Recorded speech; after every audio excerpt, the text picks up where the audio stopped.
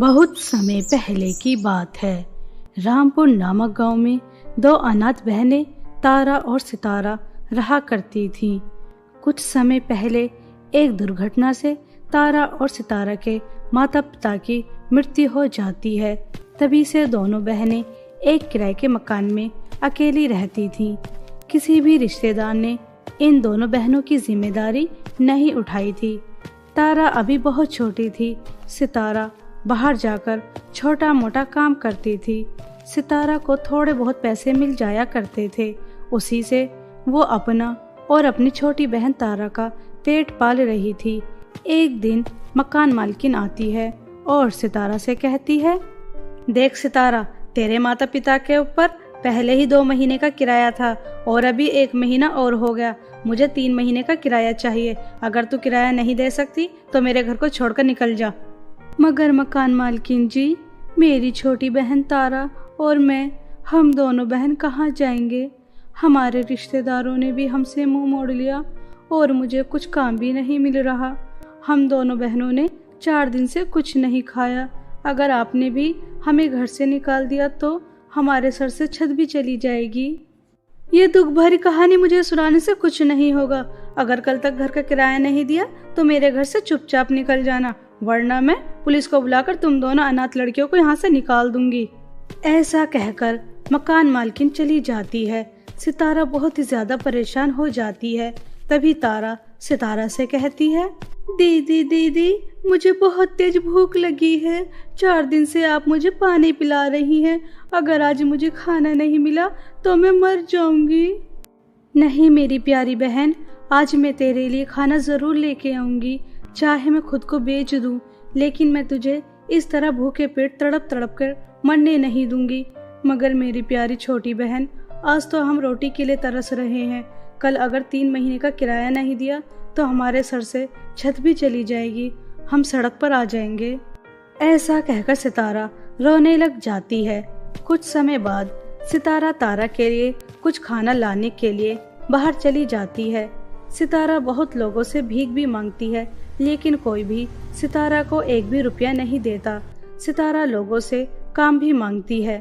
अगर आपको ऐसा लगता है कि मैं झूठ बोलकर आपसे भीख मांग रही हूँ तो आप मुझसे चाहे कितना भी काम करा लें, मैं काम करने के लिए तैयार हूँ।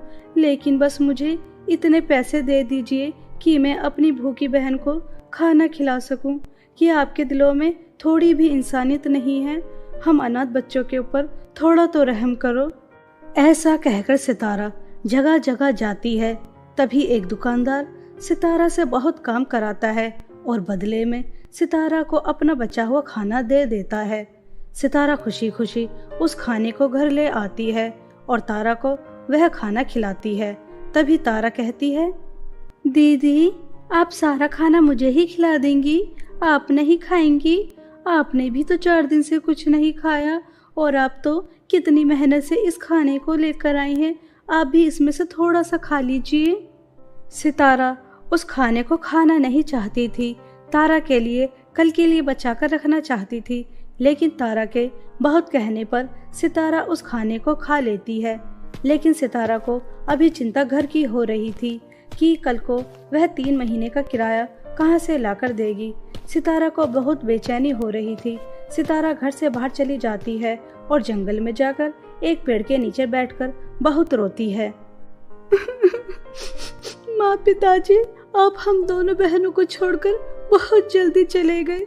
काश हम दोनों बहन भी आपके साथ चले जाते। कम से कम इतनी दुख भरी जिंदगी से तो छुटकारा मिल ही जाता। तारा कितनी छोटी है, मैं तो सड़क पर भी रहकर अपना गुजारा कर सकती हूँ, लेकिन तारा, मैं इतने सारे पैसे कहाँ से ला कर दूँ? अगर कहीं मजदूरी भी करूँगी तो फिर भी इतने पैसे नहीं मिल पाएंगे। अब मैं क्या करूँ? हमारे सर से छत चली जाएगी। माँ, पिताजी। सितारा ऐसा कहकर बहुत जोर जोर से रो रही थी। तभी जिस पेड़ के नीचे सितारा बैठी थी, उस पेड़ से एक आवाज आती है, बेटा, लगता है तुम बहुत ज़्यादा परेशान हो। मुझे अपनी तुम परेशानी बताओ। यहाँ कौन बोल रहा है? क्या भूत है यहाँ पर? बेटा, डरो मत, मैं पेड़ हूँ और मैं परेशान लोगों की मदद करता हूँ। तुम मुझे अपनी परेशानी बताओ, शायद मैं तुम्हारी कोई मदद कर पाऊँ। सितारा पेड़ की तरफ देखती है। तभी सितारा की सांस में सांस आती है। सितारा पेड़ को अपनी आप बीती बता देती है। तभी पेड़ सितारा से कहता है, सितारा, जिस पेड़ के नीचे तुम बैठी हो वह कोई मामूली पेड़ नहीं है। यह जादुई सिलाई मशीन का पेड़ है। तुम इस पेड़ से एक जादुई सिलाई मशीन लेकर जा सकती हो और इससे तुम बहुत अच्छे अच्छे ड्रेसेस बनाना और इन्हें बाजार में बेचना। देखना, कुछ ही समय में तुम्हारी सारी परेशानी दूर हो जाएगी। जादुई सिलाई मशीन के पेड़ की बातें सुनकर सितारा खुश हो जाती है। सितारा जादुई सिलाई मशीन के पेड़ को धन्यवाद कहती है और उस पेड़ से एक जादुई सिलाई मशीन ले लेती है और उसे घर ले जाती है। सितारा उस जादुई सिलाई मशीन के पास बैठकर एक कपड़ा रखती है और जिस भी ड्रेस के बारे में सोचती है वह ड्रेस तुरंत बनकर तैयार हो जाती है। ऐसे ही सितारा बहुत सुंदर सुंदर ड्रेस तैयार करती है और सुबह हो जाने के बाद उन्हें बाजार में जाकर बेचती है। जादुई सिलाई मशीन की मदद से बहुत सुंदर सुंदर ड्रेस तैयार हुई थी, जिसकी वजह से कुछ ही समय में सारी ड्रेसेस बिक जाती हैं और सितारा के पास इतने पैसे आ जाते हैं कि वह 3 महीने का किराया दे दे। ये लीजिए मकान मालकिन जी, घर का किराया।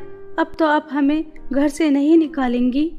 मकान मालकिन घर का किराया तो ले लेती है, लेकिन उसको ये बात समझ नहीं आ रही थी जिसके पास कल तक खाना खाने के लिए 1 भी रुपया नहीं था, उस गरीब लड़की ने 15,000 रुपए कैसे दे दिए। तेरे पास इतनी जल्दी 15,000 रुपए कहाँ से आए? कहीं तूने चोरी तो नहीं की? मुझे सच सच बताना, वरना मैं पुलिस को बुला लूंगी। नहीं नहीं मालकिन जी, मैंने चोरी नहीं की। मैंने तो सिलाई करके ड्रेसेस बनाए थे और उन्हें बाजार में बेच कर आई हूँ।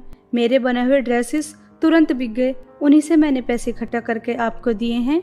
ऐसा कहकर सितारा घर वापस आ जाती है, लेकिन मकान मालकिन को ये बात हजम नहीं होती कि इतनी जल्दी इतने सारे पैसे कोई सिलाई करके कैसे इकट्ठा कर सकता है। तारा, मेरी छोटी बहन, अब हमारी हर दुख परेशानी खत्म होने वाली है इस जादुई सिलाई मशीन की मदद से, क्योंकि अब मैं बहुत सुंदर सुंदर ड्रेस तैयार करूंगी और उन्हें बाजार में बेचूंगी। कुछ ही दिनों में हम अपना एक मकान लेंगे। अब हमें खाने की भी कोई परेशानी नहीं होगी। हाँ हाँ दीदी, आप बिल्कुल ठीक कह रही हैं। इस जादुई सिलाई मशीन ने तो हमारी सभी परेशानी दूर कर दी। तारा और सितारा जादुई सिलाई मशीन के बारे में बातें कर रही थीं। तभी तारा और सितारा की सभी बातें मकान मालकिन सुन लेती हैं, क्योंकि उसे पहले ही सितारा के ऊपर शक हो गया था। अच्छा, तो इस अनाथ के पास जादुई सिलाई मशीन है। ये जादुई सिलाई मशीन इस गरीब लड़की के पास नहीं होनी चाहिए। इसे तो मुझे चुरा लेनी चाहिए और मैं इससे बहुत सुंदर सुंदर लहंगे गाउन बनाऊंगी और उन्हें बहुत महंगे महंगे बेचूंगी। मैं बहुत ही जल्द बहुत अमीर हो जाऊंगी और इन दोनों अनाथ लड़कियों को अपने घर से धक्के मार कर निकाल दूंगी। ऐसा सोचकर मकान मालकिन रात होने के बाद उस जादुई सिलाई मशीन को चुरा लेती है और अपने घर ले आती है और जादुई सिलाई मशीन के पास बैठकर एक कपड़ा रखती है और सुंदर से लहंगे के बारे में सोचती है। लेकिन जादुई सिलाई मशीन से लहंगा निकलकर नहीं आता, बल्कि उस जादुई सिलाई मशीन की सुई मकान मालकिन के हाथ में बहुत बुरी तरह से चुभ जाती है। उसके हाथ में बहुत सारा खून निकलता है। मकान मालकिन बहुत जोर जोर से चिल्लाती है, कोई है, मुझे बचाओ। ये जादुई सिलाई मशीन की सुई तो मुझे जान से ही मार देगी। मेरे हाथ से कितना खून निकल रहा है, मुझे बहुत दर्द हो रहा है। मकान मालकिन ऐसे कह कहकर चिल्ला रही थी। तभी जादुई सिलाई मशीन से आवाज आती है, मैंने आज तक तुम्हारी जैसी दुष्ट औरत नहीं देखी।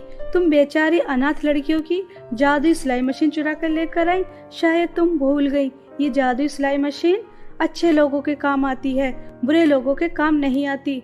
तुम इस जादुई सिलाई मशीन की मदद से बहुत अमीर होना चाहती थी और उसके बाद उन अनाथ बच्चियों को घर से धक्के मारकर निकालना चाहती थी, लेकिन अब तुम जिंदा नहीं बचोगी। नहीं नहीं जादुई सिलाई मशीन, मुझे माफ कर दो, मुझसे बहुत बड़ी गलती हो गई। अब मैं तारा सितारा की जादुई सिलाई मशीन उन्हें वापस कर दूंगी और उन्हें बिल्कुल अपनी बेटी जैसा ही प्यार दूंगी। मकान मालकिन की बातें सुनकर जादुई सिलाई मशीन को उसके ऊपर भरोसा हो जाता है और वह उसके हाथ बिल्कुल ठीक कर देती है। हाथ ठीक होने के बाद मकान मालकिन वह जादुई सिलाई मशीन तारा सितारा को वापस कर देती है और उनसे माफ़ी मांगती है। तारा, सितारा, मुझे माफ़ कर दो। मैंने लालच में आकर ये भी नहीं सोचा अगर मैंने ये जादुई सिलाई मशीन चुरा ली तो तुम अनाथ लड़कियों का क्या होगा। मगर आज के बाद तुम अनाथ नहीं हो, तुम दोनों मेरी ही बेटी हो। मकान मालकिन की बातें सुनकर तारा सितारा खुश हो जाती हैं और उसे माफ़ कर देती हैं। अब दोनों मकान मालकिन के साथ उसकी बेटियां बनकर रहती हैं। सितारा जादुई सिलाई मशीन की मदद से बहुत सुंदर सुंदर ड्रेसेस बनाती थी और उन्हें बाजार में बेचा करती थी। ऐसे ही कुछ दिनों में सितारा बहुत अमीर हो जाती है और वह गरीब और अनाथ बच्चों की भी बहुत मदद करती थी।